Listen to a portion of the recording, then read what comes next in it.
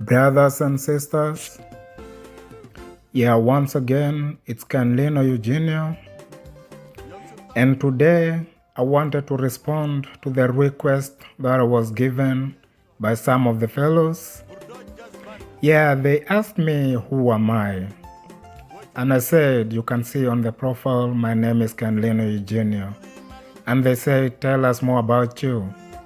And today, I'm going to tell you just briefly who I am, so be ready to receive the information. As I have told you, my name is Canlino Eugenio, and I am a product of Budi Mountains on top of Didinga Hills. Yes, I belong to Chugudum, Kikilai, Lorema Lotuke, Ngatuba, Loudo, Tala, Magira, Nagichod, and Himotong in Lare Mountains. So one might ask, why so many places? Originally, I belong to the heart of Kimodo, but all the roots are rooted in the respective places that I've mentioned. And the main roots sometimes came all the way from Lomoile lowlands and Lojaga lowlands.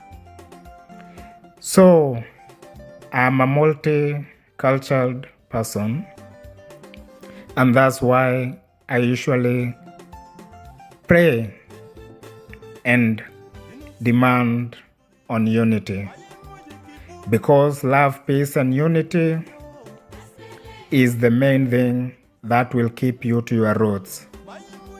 Because now, for example, if we say we belong to Africa and we refuse another part of Africa, then we are not truly Africans. And if we say we are East Africans and yet we are cut off from some parts of East Africa, then we are not full East Africans. And so when we say we are South Sudanese and you are still cut off from other parts of South Sudan, you are still not complete South Sudanese. And that is why when you say you are a Didinga or a Budian, if you are cut off from some other places, then you are not a complete Budian or Didinga. So today, I am here to tell you that my information is about love, peace, and unity, because this is what holds us together despite where we are in diaspora, back in the nation, or back in the community of our origin. We know where our roots are. And in Western sophistication, they called it DNA. So don't get me wrong, you must look for your DNA historically, but not mechanically. So as I grew in Budi Mountains, I was called Ngertimuro, the son of the mountains. And so when fate came that we were told, you must go to school, study, so that you be the real person. But there is some difference, because I once saw leadership back at home. I once saw constructors. For example, my grandfather, Temangole Oroto, used to be a constructor of the Gimodo Chugudum to Kapweta main road, driven by Drobek to construct the roads with his fellow village men. He did it without any certificate. It's only about the knowledge and understanding what is supposed to be done, and they did it until Drobek drove all the way to Nagichod. So leadership too was there along in that way. They didn't have any certificates, but they had the wisdom, knowledge, and understanding which was passed on through generations. And so I had to embrace the system of Western education because it was essential for the present time that I was. And that is when I exposed myself to the brutality of the world, leaving my mama at that time and embracing the world which is undetectable. I found myself in the Kakuma refugee camps.